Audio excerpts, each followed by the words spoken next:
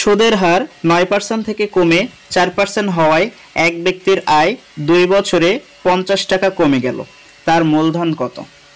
এখন আমরা রিটার্নটা আগে করি। এখানে আপনার কি করবেন, সমাধান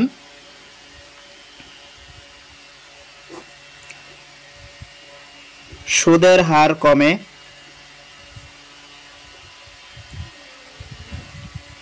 এখানে 9% থেকে কমে আপনার হচ্ছে 4%, অর্থাৎ এখানে কমে যাচ্ছে 5%।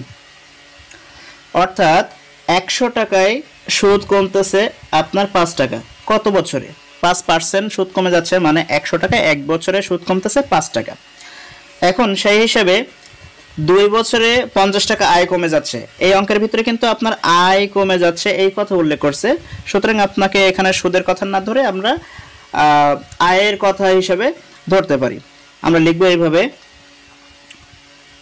100 টাকায়, ও আচ্ছা, এখানে আপনি কি বের করবেন, মূলধন কত বের করতে হবে। তাহলে মূলধন বের করতে গেলে আমরা সুদের পরিমাণটা এই পাশে লিখব, মূলধনের পরিমাণটা এই পাশে লিখব। তাহলে আমরা কিভাবে লিখব,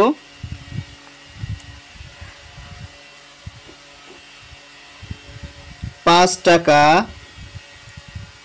আয় কমে যায় 1 বছরে যখন আসল 100 টাকা। আপনি এই লাইনটা এভাবে লিখতে পারেন, আবার এমন ভাবে লিখতে পারেন, 1 বছরে 5 টাকা আয় কমে যায় যখন আসল 100 টাকা। সেটাও আপনি লিখতে পারেন, কোনো সমস্যা নেই। আপনি যেভাবে লিখবেন সুন্দরভাবে সাজা লিখলেই হলো।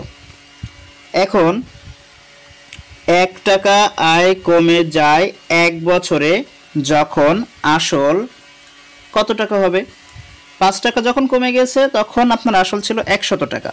যখন 1 টাকা কমে যাচ্ছে তখন আসল নিশ্চয়ই আরও কম থাকবে, তাই 5 টাকা ভাগে চলে আসবে। আচ্ছা, এখন প্রশ্ন করছে আপনার কাছে 50 টাকা আয় কমে গেছে কয় বছরে? 2 বছরে। সেটা আপনাকে লিখতে হবে এখানে। 50 টাকা আয় কমে যায়, যদি আপনার এখানে 2 বছর লেখেন, আচ্ছা একসাথে হিসাব করি। 50 টাকা যখন আয় কমে যাচ্ছে, 1 টাকা যখন আয় কমে যাচ্ছে তখন মূলধন ছিল এত টাকা। 50 টাকা যখন আয় কমে যাচ্ছে তখন নিশ্চয়ই মূলধন বেশি ছিল, তাহলে 100 গুণ 50 উপরে উঠে গেল। 50 টাকা যখন কমে যাচ্ছিল 1 বছরে তখন আপনার মূলধনের পরিমাণ বেশি থাকতো, আর যেহেতু এখন 50 টাকা 1 বছরে না 2 বছরে কমে যাচ্ছে, তাহলে মূলধনের পরিমাণ আরেকটু কমে যাবে, তাই এখানে 2টা ভাগে চলে আসবে। কাটাকাটি করেন, 5 10 50, 2 দিয়ে 10কে কাটেন, 5 দুগুণা 10, 5 100, 500 টাকা। তাহলে তার মূলধন কত ছিল? 500 টাকা। অতএব নির্ণয় তার মূলধন 500 টাকা। ব্যাস, আপনার অ্যান্সার কিন্তু রিটেন আকারে শেষ। এখন আমরা শর্টকাট করব। যদি শর্টকাট করতে চাই প্রশ্নের ভিতরেই করি। আমাদের বের করতে হবে মূলধন বা আসল। মূলধনের আরেক নাম এখানে আমরা আসল হিসেবে ধরতে পারি, মূলধন অথবা আসল। আসল নির্ণয়ের সূত্র কি? আসল নির্ণয় করতে গেলে আগে আপনাকে উপরে সুদ বসাতে হবে গুণ 100, নিচে কি বসবে? আসল আর সুদ। যেহেতু এই দুইটা আইটেম ব্যবহৃত হয়ে গেছে, বাকি আছে আপনার কি? সময় আর হার। সময় গুণ হার। সুদ কত টাকা? এখানে তো দেখা যাচ্ছে আপনার 50 টাকা আয় কমে যাচ্ছে বলছে, তার মানে এটাই আপনার সুদ ধরে নিতে হবে। আপনি এখানে 50 লিখবেন গুণ সূত্র অনুসারে 100, নিচে সময় কত বছর? সময় হচ্ছে আপনার এখানে কয় বছরে কমছে? 2 বছরে কমছে, তাহলে আপনাকে এখানে 2 লিখতে হবে, এখানে 2 লিখতে হবে। হার কত?